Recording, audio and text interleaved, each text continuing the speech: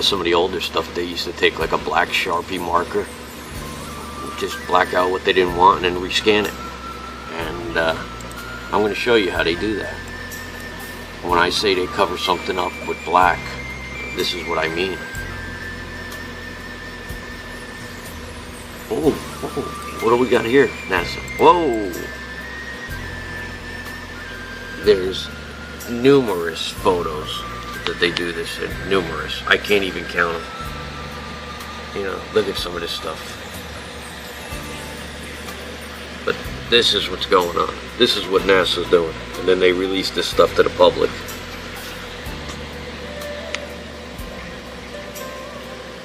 This is from the Cassini probe. This is Titan. I don't even believe that this is here, first of all, okay? There's definitely something behind it that's emitting all types of light. Now, if you can tell me how this is not, look, they just covered part of it. I don't even believe that this is, I believe that this is just cut in. It's too much of a perfect circle. They used like a circle tool and just cut this out and pasted it, as far as I'm concerned. But this nonsense, this is what I mean when I tell you that NASA's blacking something out. This is. So while we all went about our lives yesterday, we came very close to a catastrophic event here on planet Earth, and we didn't know about it. It turns out we just missed getting hit by an asteroid, a piece of solid rock, roughly the size of a 10-story building. Now, I say just missed because it came within 45,000 miles of us. That's a lot closer than the moon is, and scientists say way too close for something that big. Had it struck, again, the people who tell us about these things, say the impact could have had the force of 1,000 Hiroshima-strength atomic bombs over a huge area of the Earth. There are quite a few theories about how the world might end. For example, it's been suggested that there could be a big solar storm which would take the world out. Well, we get solar storms from time to time, and they're a bit troublesome if you're an astronaut. Indeed, not good news if you're an astronaut. But down here on Earth, we're protected by the Earth's magnetosphere, the effects of the magnetic field. And okay, solar storms can disturb that.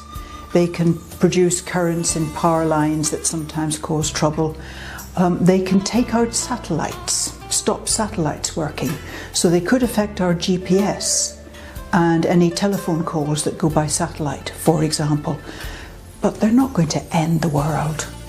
Every so often, asteroids do hit the Earth. We know, we can see some of the craters. There's Meteor Crater, or Barringer Crater as it's properly called, in Arizona. And there's traces of a very big crater, partly on the Mexican Yucatan Peninsula and partly under the sea. That big crater was the result of an impact about 65 million years ago, and it's thought that's what caused the extinction of the dinosaurs and many other things. So a big thing like that could cause us some problems.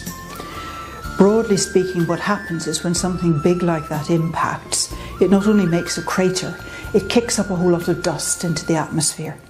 And the atmosphere cuts out the sunlight, and that stops crops growing and foods fail and there's starvation and so on. So that is something we need to look out for, and we are looking out for. There's an array of telescopes all around the world monitoring the sky night after night, actually monitoring about 1,000 potentially hazardous objects, things that might come and hit the Earth one day. As they monitor them, they discover that the vast majority of them won't, that as they get the orbit more accurately, they see it'll miss the Earth. But if there was something coming to hit the Earth, we'd get 2 or 3 years' notice. And even with today's technology, we could divert it so that it didn't impact the Earth. And there's research going on all the time which will improve that technology so that it gets easier to divert an incoming asteroid. We've got no knowledge of any big asteroid coming to hit us. Some of the techniques they use to deflect an asteroid, one of them is to paint it white all over. which means it reflects sunlight very well. And the sunlight bouncing off the asteroid will push it sideways. From Plato's Republic was the idea that population should be controlled and unwanted life should be disposed of like trash. In other words, that some were worthy of life and others weren't. This is a concept that comes through in Darwin's ideas about survival of the fittest. If we are evolving towards individual perfection by natural means, that would mean that collectively we are in fact evolving towards a utopian society of perfect men and women. However, in that case, those with perceived poor genetic material would be slowing that collective evolution, and so the whole process could be accelerated by getting rid of those who are not made of the right stuff. The end goal of a utopian society of purebred humans would justify the means of getting rid of the lesser ones. Remember that the full title of Origin of Species was On the Origin of Species by Means of Natural Selection or the Preservation of Favoured Races in the Struggle for Life. One of the major influences on Darwin was a man called Thomas Malthus, who received the blessings of French deist Jean-Jacques Rousseau and famous Scottish philosopher David Hume. Incidentally, David Hume has a prominent statue on Edinburgh's Royal Mile, and if you look at the back of it, you will see this sun god symbol. Now, Thomas Malthus authored a document called The Essay on the Principle of Population, where he concluded that, amongst other things, society should adopt policies that prevent the human population from growing disproportionately larger than the food supply. Malthus, again finding a root in Plato's Republic, proposed genocide to make sure this didn't happen. Specifically, he thought to target the poor. He says, "Instead of recommending cleanliness to the poor, we should encourage contrary habits. In our towns we should make the streets narrower, crowd more people into the houses and court the return of the plague. In the country we should build our villages near stagnant pools, and particularly encourage settlement in all marshy and unwholesome situations. But above all, we should reprobate specific remedies for ravaging diseases, and those benevolent but much mistaken men who have thought they were doing a service to mankind by projecting schemes for the total extirpation of particular disorders." Malthus believed that by such methods, the undesirables in society could be effectively culled. He said regarding children, "We are bound in justice and honour formally to disclaim the right of the poor to support. To this end, I should propose a regulation be made declaring that no child born should ever be entitled to parish assistance. The illegitimate infant is comparatively speaking of little value to society, as others will immediately supply its place. All children beyond what would be required to keep up the population to this desired level must necessarily perish, unless room be made for them by the deaths of grown persons." The logic behind the idea that those who serve society least should be destroyed was echoed under Darwinism in the survival of the fittest. The individual is lost in the collective. Again, the end of a utopian society justifies the means of killing the poor and the weak. This naturally leads to another idea put forward by Plato, that people who are perceived to have pure genetic materials should be encouraged to breed amongst themselves to produce a race of supermen fit for ruling over the masses. This selective breeding is called eugenics. Eugenics actually found its Enlightenment-era origin in Charles Darwin's cousin, Sir Francis Galton. Galton regurgitated the thoughts of Plato in his work, Hereditary Genius, which was basically a racist tirade advocating a system of selective breeding for purposes of providing more suitable races or strains of blood a better chance of prevailing over the less suitable. In other words, trying to artificially speed the upward course that evolutionists thought we were naturally already on.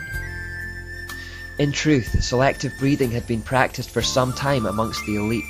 Inbreeding was commonplace amongst the ruling class to protect the genetic purity of their future stock. Galton merely took this idea and popularized it as a legitimate science. This very same tradition was in fact practiced by Charles Darwin himself, in hopes of maintaining a genetic superiority in his own bloodline. Darwin married the youngest granddaughter of his maternal father. Researcher Ian Taylor reveals the outcome of this project. Darwin's idea of inbreeding to produce superior stock can be seen to be a complete disaster in the case of his own 10 children. Of the 10, one girl, Mary, died shortly after birth. Another girl, Anne, died at the age of 10 years. His eldest daughter, Henrietta, had a serious and prolonged breakdown at 15 in 1859. 3 of his 6 sons suffered such frequent illness that Darwin regarded them as semi-invalids, while his last son Charles Jr. was born mentally retarded and died in 1858, 19 months after his birth. Science has shown that inbreeding actually leads to speedier destruction of the genetic code rather than evolution because of something called biological mutations, which is why so-called purebred dogs are in fact more prone to health problems than mixes. The errors in their genetic code multiply as they are bred amongst themselves over long periods. But where true science fails, the religion of scientism continues stubbornly on. If they had followed God's wisdom in Leviticus 18, they would have heeded the warning not to commit incest, and they would have been all the better for it. In their own human wisdom, however, they persisted and reaped the consequences. The idea of eugenics continued to be promoted in the scientific community for a long time afterwards. At the turn of the 20th century, in 1901, the Statistics Department of London's University College became the headquarters for the Eugenics Education Society. Motivated by Galton's vision of a future utopia, ruled by a genetically engineered pure elite, the Eugenics Society grew into a successful political movement and would eventually inspire Hitler's Holocaust against the Jews. Population control is still a big issue for the elite today. As recently as May 24, 2009, The Times reported of a secret meeting of billionaires held in New York City, including the likes of Bill Gates and Oprah Winfrey, where the #1 issue on the agenda was how to cap the global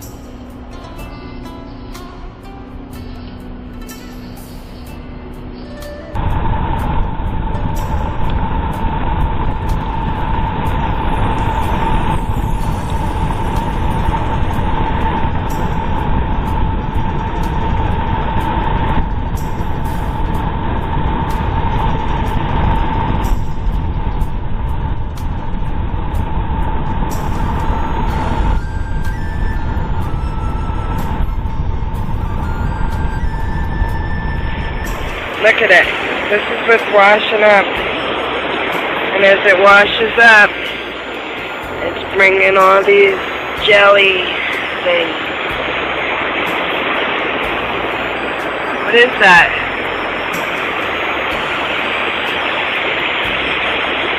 It's all over.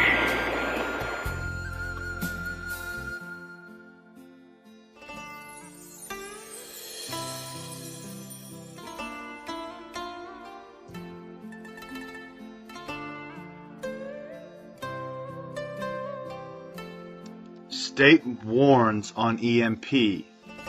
There's no help coming. Oh, this was interesting.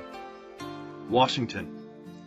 Arizona Governor Jan Brewer has signed legislation to require the state's Department of Emergency and Military Affairs to prepare materials outlining what citizens need to know to deal with either a natural or man-made electromagnetic pulse event that could knock out the vulnerable electrical grid system over a wide geographical region. But if this isn't another red alert for you, I don't know what else to tell you. The legislation, SB 1476, was introduced by Senator David Farnsworth. It includes the type and quantity of food, water, and medical supplies that each person should stockpile in case an EMP occurs over the U.S. What? The legislation, however, doesn't require actual hardening of the grid within the state. Unreal. And, Russia sanctions, I almost read the NBA bans, Russia sanctions not tough enough yet, analysts say.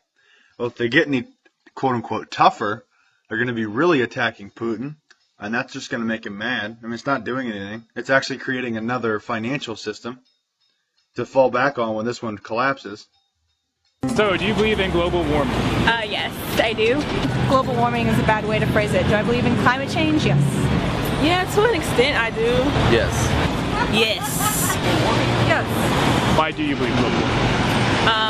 Because there is scientifically valid proof that global warming exists. Because it's getting hotter and colder. Like, I've been in Georgia my whole life, and we've never really seen snow the way we've seen it the past 2 years. Yeah, so. Because I think that humans have an effect on the planet that has been observed through scientific reasoning. I mean, because it's been proven, like scientific evidence shows that global warming is real. So, plenty of studies that indicate over the last 30 years what shit's going on if we're not too careful. Like, no, we're gonna ruin our Earth. Yeah. It's self-evident. The ice is melting. We're all doomed. We're all gonna die. Matthew, it's August the 30th, 2016, and I'm looking up at the sun, and you can see that object now by the sun. You can see the chemtrails, all the chemtrails that are going to be covering this heavenly body up there by the sun. You can see that now, can't you guys? There it is. There's the heavenly object. This is what they're hiding, guys, up there in the sky. 100% proof now, guys. Can you see that, guys? 100% proof. There's an object up there that's been hidden by the chemtrails. You see that, guys? 100%. 100% in the sky, guys. This is what the government are hiding. This is what they're chemtrailing, guys. You can see these chemtrails everywhere.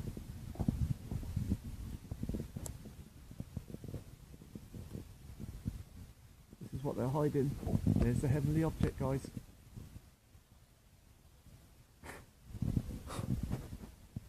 There it is, guys. See the chemtrail? This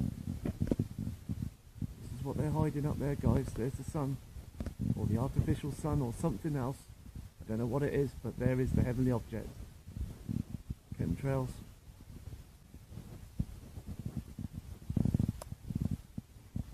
There it is, guys. There is your 100% proof that they're hiding a celestial body up there, guys. The time is now 12:30, 1:45 in the UK, North East Links. There it is, guys. I'm Matthew, and I'm showing you the heavenly body that's by the sun, guys. This object, when it goes, when it comes to like 2 o'clock, 5 o'clock, it comes from the right hand. It goes to the left-hand side. Comes to the left-hand side. At the moment, it's on the right-hand side. It moves like a comet. This object moves like a comet in the sky, guys. Time to believe. There it is. 100%. 100%. There is the object, guys. There it is. No lens flare. No sundog. Just the object 100%. And thank you for subscribing to my channel. I'm using my HD Canon camcorder. I'm using a solar lens, but it's a proper lens. It's just a normal lens with the solar lens, so it doesn't cause the sun to be so 100% bright. It takes a lot of the glare away. And with the glare away, there it is, the hidden object. You can see the chemtrail just about to hide the object. Have a nice day, guys. There you are.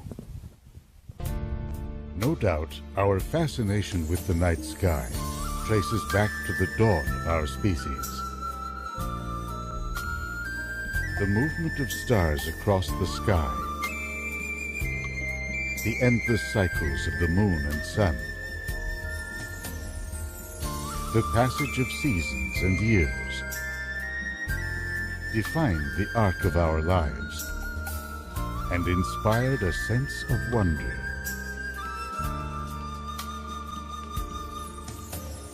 Inevitably, we began to search for principles to explain our observations and our own place within the universe.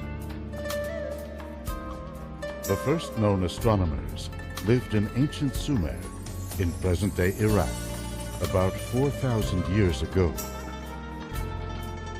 They identified planets with gods and recorded their positions from season to season. In doing so, They were the first to divide a circle into 360 degrees and an hour into 60 minutes.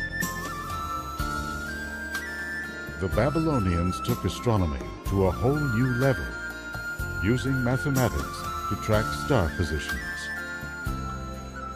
They identified constellations and developed precise calendars to predict the seasons. All the major ancient civilizations developed calendars, from Babylonians to the Chinese and Egyptians. But understanding seasonal cycles did not explain how it all fit together, or how we fit within the great firmament. Greek astronomers were the first to see the stars and planets as part of an ordered universe, a cosmos with Earth and humans at its center.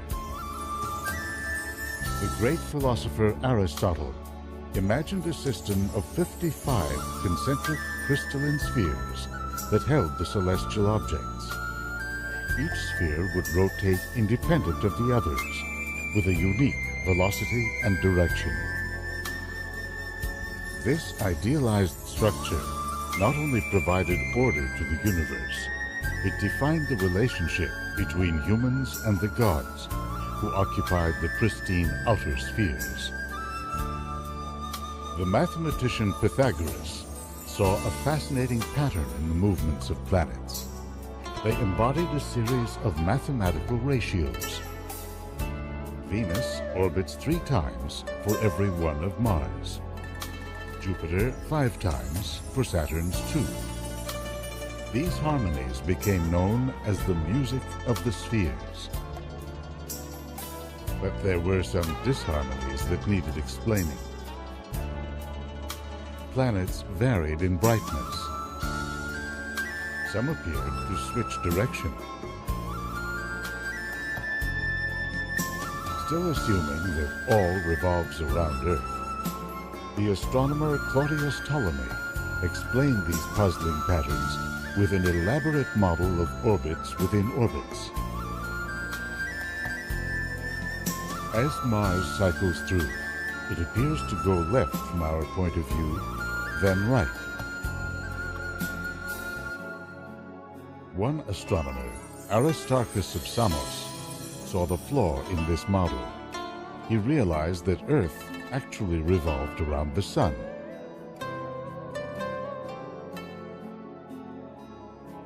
This new assumption offered a simple explanation for Mars' apparent change in direction.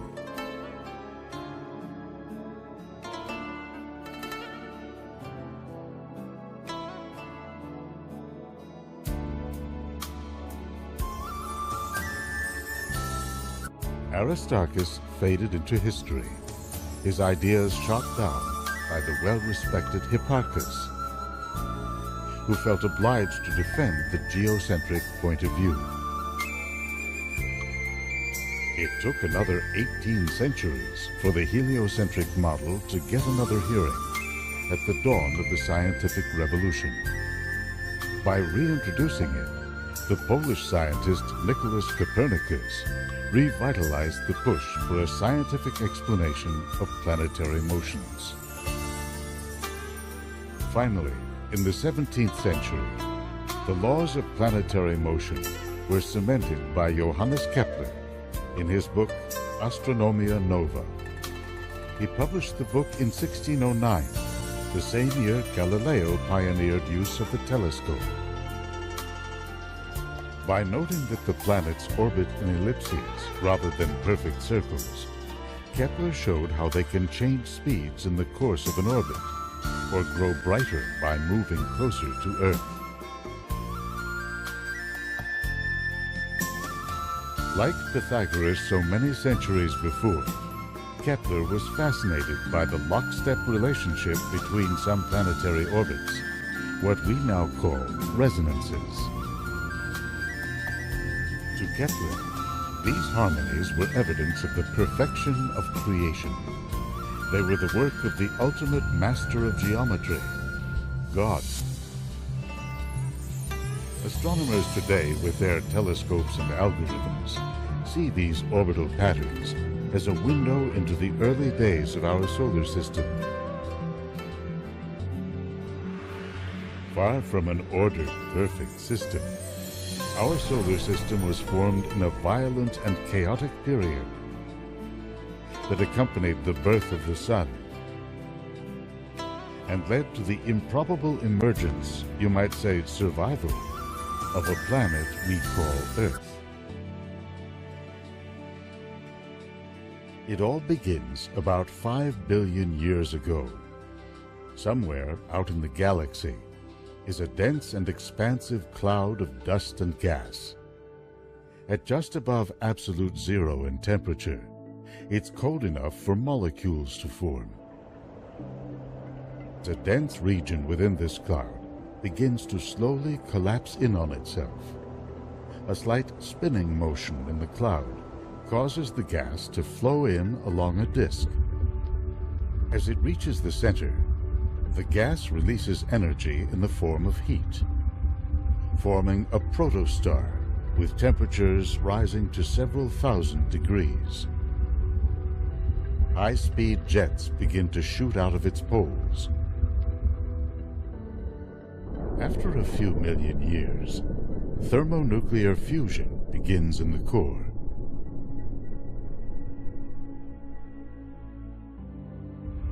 In the T-Tauri phase, the star has vigorous surface activity.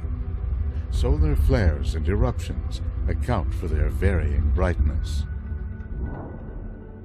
By linking an array of telescopes into one large observatory, a process known as interferometry, we can observe the star's irradiated disk. Once only a remnant of the star's formation, the disk begins to transform. This is TW Hydrae, a star 176 light-years away. Using ALMA, the Atacama Large Millimeter Array Telescope in Chile, astronomers have observed gaps within the disk. That's a sign that planets are beginning to form. Within the most prominent gap, 23 times the orbital distance of Earth, a planet 16% the size of Jupiter is taking shape. Another star, HL Tauri, already has multiple prominent gaps, despite its young age, less than 100,000 years old. The standard explanation, the so-called accretion model, holds that planets grow slowly within such disks. Tiny particles of dust, some only a few molecules across, are pulled together by weak electrical attraction. The particles, now slightly larger, begin to bump into each other, growing into sand-like grains, then small rocks. The speed and chemical composition vary from rock to rock, causing some to combine, others to break apart. For those that do merge, their velocity increases, and so do the chances of shattering. Little by little, the rocks continue to grow in size. Soon, they have a gravitational field large enough to attract other rocks. If a so-called planetesimal becomes large enough and is located far enough from the Sun for water to turn to ice, it begins to accrete gas on top of its rocky core. This is the path to a Jupiter-like or Jovian planet. If a planetesimal is closer to the Sun, it may become a terrestrial planet, like Earth. Over millions of years, the theory says, the protoplanetary disk would evolve from a cloud of dust and gas to a collection of planetary bodies of all different sizes and classifications. But this theory fails to explain a few simple observations. How did giant Jupiter form on such a short time scale? How did Uranus and Neptune grow in the sparse outer regions of the disk? And why is there so little overall mass within the inner part of the solar system? Most of the mass of solar disks is packed into the inner region. And yet the combined mass of Mercury, Venus, Earth, and Mars is a little more than 0.5% the mass of Jupiter. Recent observations have led astronomers to adopt a whole new model of planetary formation and a radical new story of our solar system's birth. The ALMA Observatory captured the disk surrounding the star HD 142527. Astronomers looked closely at the differences in density from one end of the disk to the other. They concluded that as the disk spun around, spiral arms formed, like those that spin around a galaxy. These density waves have the effect of pushing some pockets of dust and gas out to the periphery. Out there, lower temperatures allow these clouds to rapidly condense to form a Jovian planet. This still doesn't account for the formation of terrestrial planets, or for the bizarre distribution of planets in other solar systems. Using the Kepler Space Telescope, astronomers have identified over 5,000 extrasolar planets. Some are unfamiliar, like the Chthonian planets. These extremely dense bodies are the remnant cores of gas giants that have had their atmospheres torn away by stellar winds. Then there is a class of large rocky worlds, super-Earths, up to 10 times the size of our planet.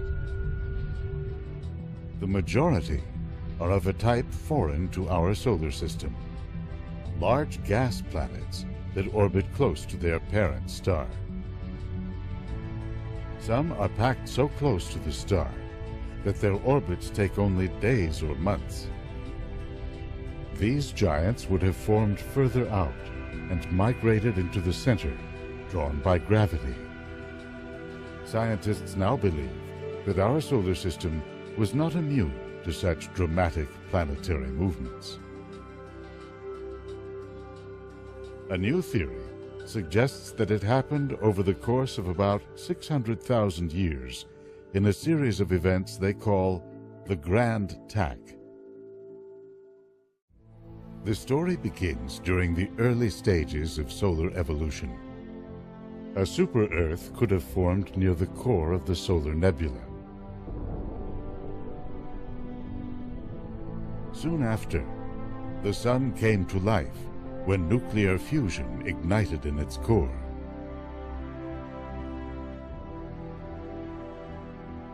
Jupiter then formed at around 3.5 times the distance of Earth to the Sun, or just outside the asteroid belt today. Interactions with the solar disk would have caused the planet to lose angular momentum and to move inward to about the position of Mars. That threw the entire solar system out of balance.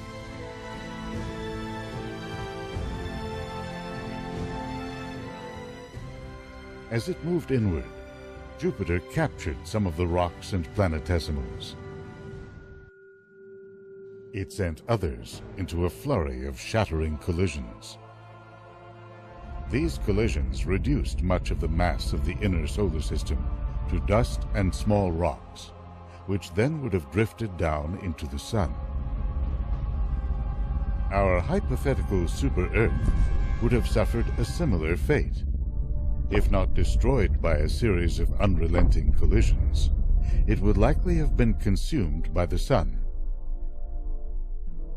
Between the chaotic collisions and the destruction of the super-Earth, the inner solar system was left relatively free of rocks and gas.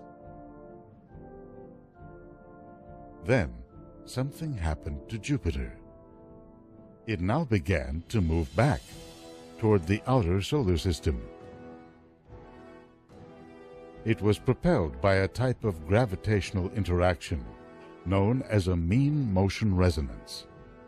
When Saturn formed, it fell into an orbit with a ratio of 2 to 3 with Jupiter.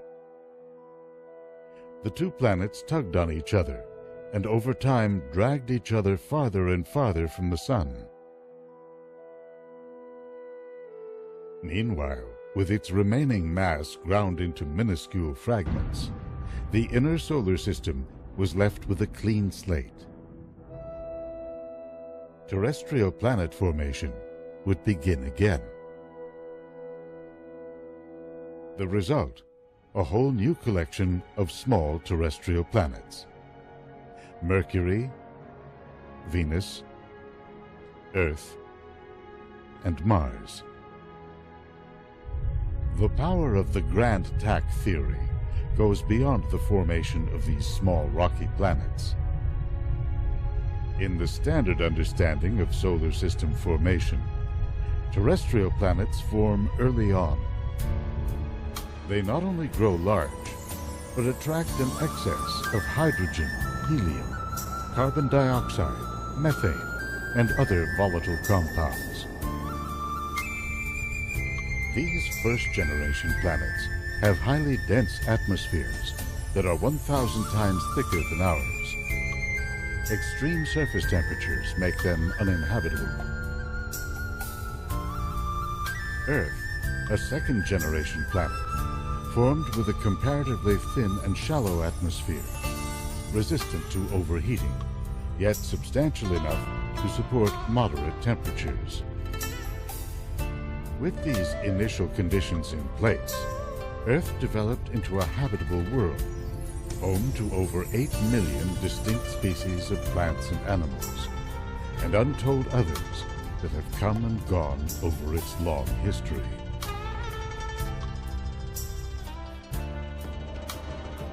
Pythagoras imagined that the workings of the universe could be described by a series of precise mathematical and physical functions. We now know that solar systems like ours are the result of countless events on scales ranging from the collision of particles of dust to the formation of a Jovian planet. Long ago, the accumulation of such events gave rise to our solar system. The havoc of a giant planet crashing toward the Sun.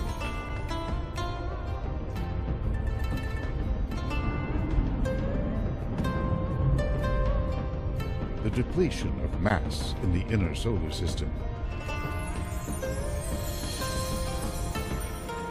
The formation of new generation terrestrial planets, including our own.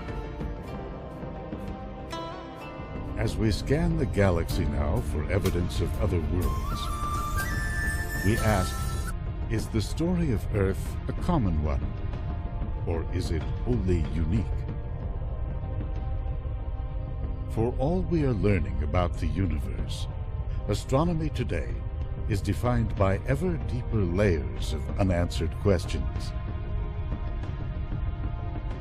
We forge onwards to decode the formulas and calculations of an evolving cosmos.